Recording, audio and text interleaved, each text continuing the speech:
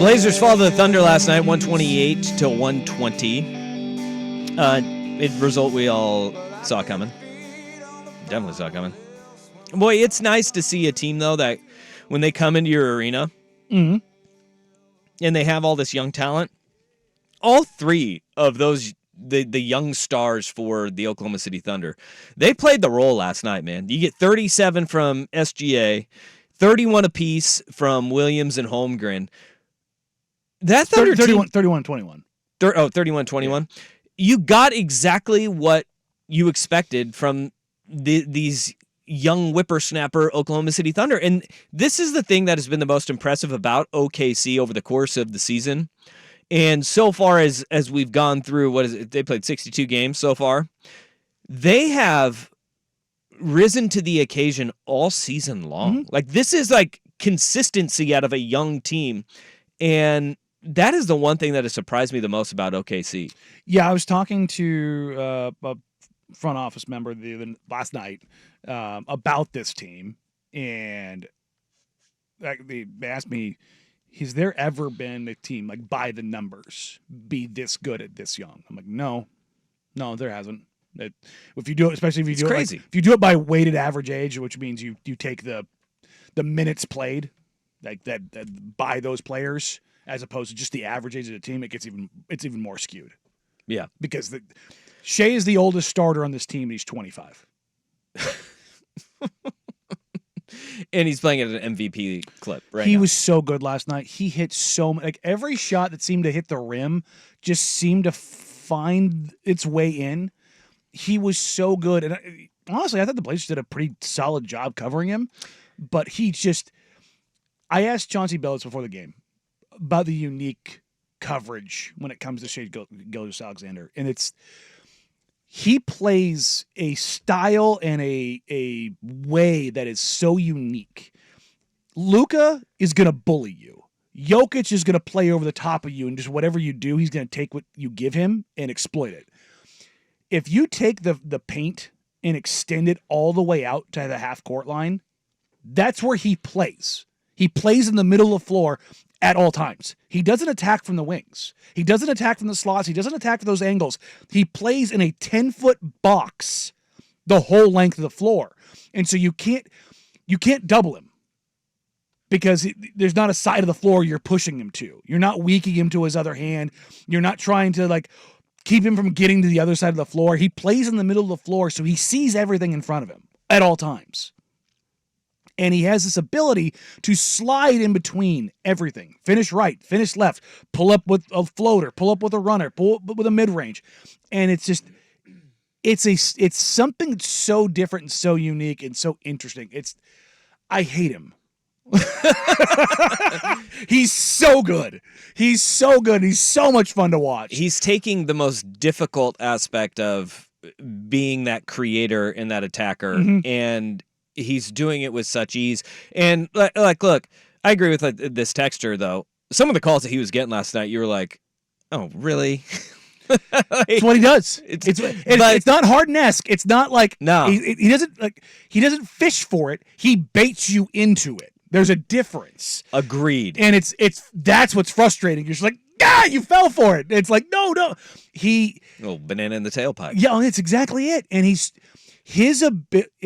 not just his ability to change directions and be explosive and bursty. He plays on a different metronome than everyone else. It's not tick, tick, tick. It's tick, tick, tick, tick, tick, tick, tick, tick, tick, tick. There's no rhyme. There's no reason. There's no nothing to it. Chauncey Billups in the post game was talking about Chris Murray. It's like dating a crazy person. Yes, that's exactly what it is. And not even just Chris Murray. He was talking about just how to defend Shea. Normally, you want to shade a guy. He goes, no, Shea, you don't want to shade him. You want to split him down the middle, take the contact, and then make him make a decision.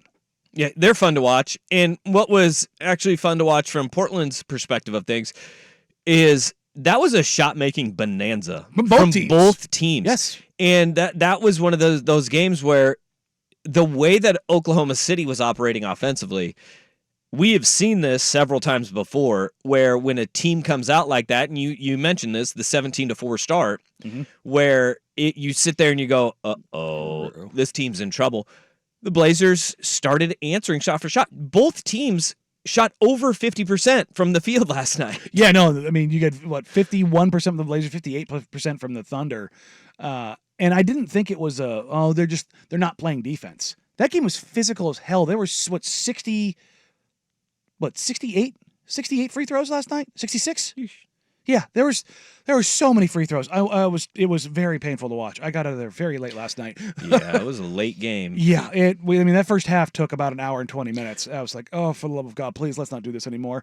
But the game was very physical. And I can't remember looking at a game where in total you only had 71 rebounds in the game. Mm-hmm. 14 of them were offensive rebounds. It's almost 20% of the rebounds in that game were offensive rebounds because there were so many shots just being made across the board. It was refreshing to kind of see Portland be able to play that style of game, and even though they lost, it is what it is.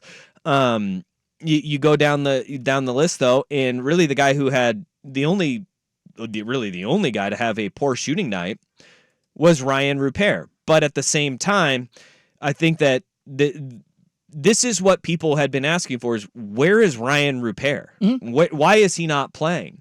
And now here we are. We're into March, and we're finally seeing those Rupert minutes come to fruition. Why is that for Portland right now? And the thing about it was, and this, I'm about as big a proponent as that exists for Roops. When they drafted him, talking to guys, talking to scouts, just the way he was talked about and watching his tape in New Zealand, I was like, oh, I get it. Like, there's some stuff there to work with. He's raw, but there's a lot of stuff to work with. And Chauncey Billups paid Rupert probably his biggest public compliment that I've seen him give a player. He called Rupert the team's hardest worker. And I remember telling you when they drafted him behind the scenes that the thing about Roops that I've been told from all the scouts and all the folks is that he's got that, like, and I hate using this because it gets overblown, but he's got the Kobe Bryant work ethic. Like, he's maniacal. Like, he shows up before everybody else gets up more shots, stays after everybody else gets more shots. Like, he just works and works and works and works and works. His trainer, his coach is with him at all times.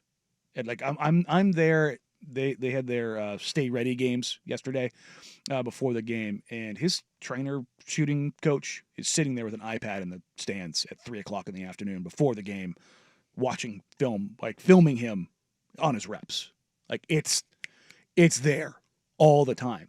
The reason he hasn't been on the floor, the IQ stuff, and it's not because he's dumb or doesn't get it.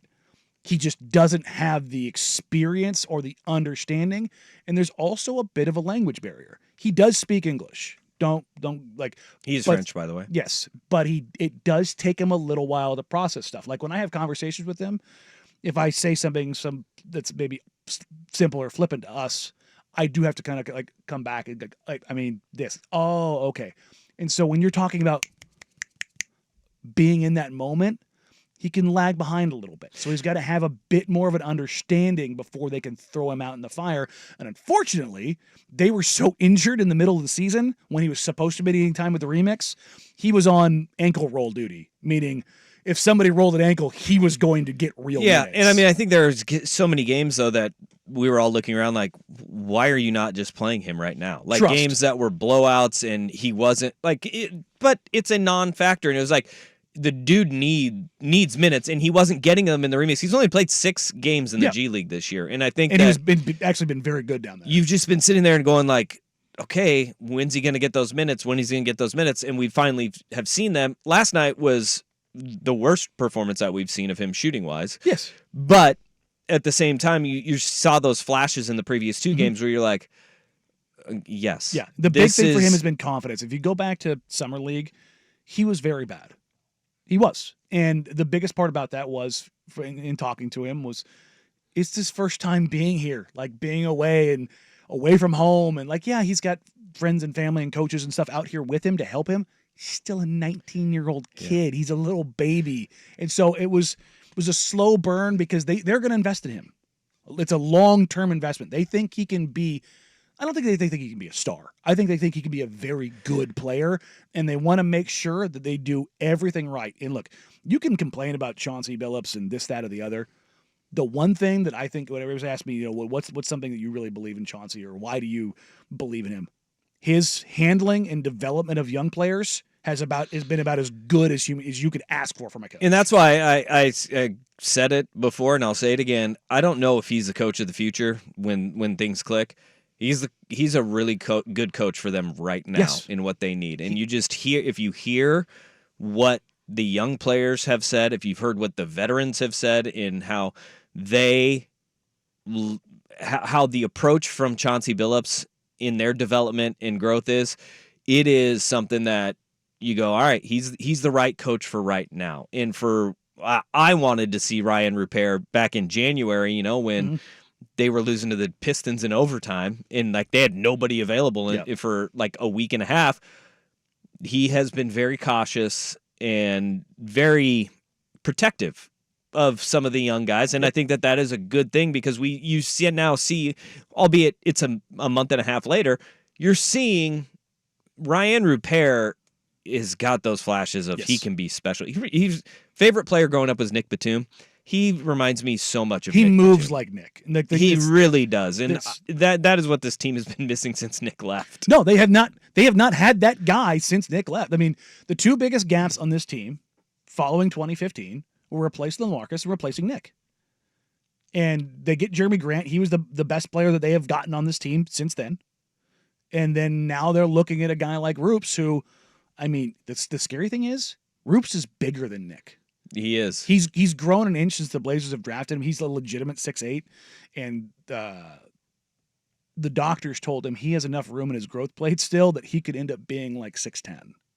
Oh, that'd be nice. I mean, if all of a sudden he's a 6'10" wing, that's found money. I'd like one of those. Yeah, but it's good to see. We look for the bright spots in a dark season, and he is one of those guys that we're kind of looking at. And we've also seen Chris Murray, who has made tremendous strides over the course of the season, defensively particularly. Scoot from where he started to where he's at now. Not injured and on the bench, but he'll be back. Sounds like Saturday as a player. The growth and development we've seen out of him, whether it is giving guys that are young in playing time but long in the tooth, Duop, Reith, or Blanton, having those guys just be like, just go do you. Like, just be who you are. Don't try. We're not going to try to square peg in a round hole.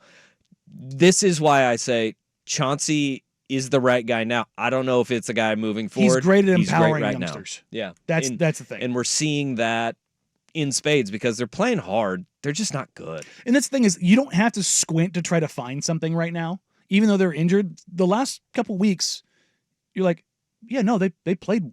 You don't have to go, well, they kind of played well. No, last night they played well. Against Minnesota, they played well. Against Memphis, they played well. Yeah. Memphis, they have more talent, so they win. Minnesota, they don't have nearly as much talent, so they lose. Same thing with going against OKC. Although Minnesota, if you play them again right now, you might be a little closer in talent with Karl Anthony Towns having meniscus injury. Yeah, there's a lot of injuries kind of looming in the NBA. All right, Blazers lose, but we're getting Ryan Repair minutes, which they're going to be a roller coaster, folks. But he was good in the last two games. This past one, a little bit of a struggle bus. Sure, and those will happen with him.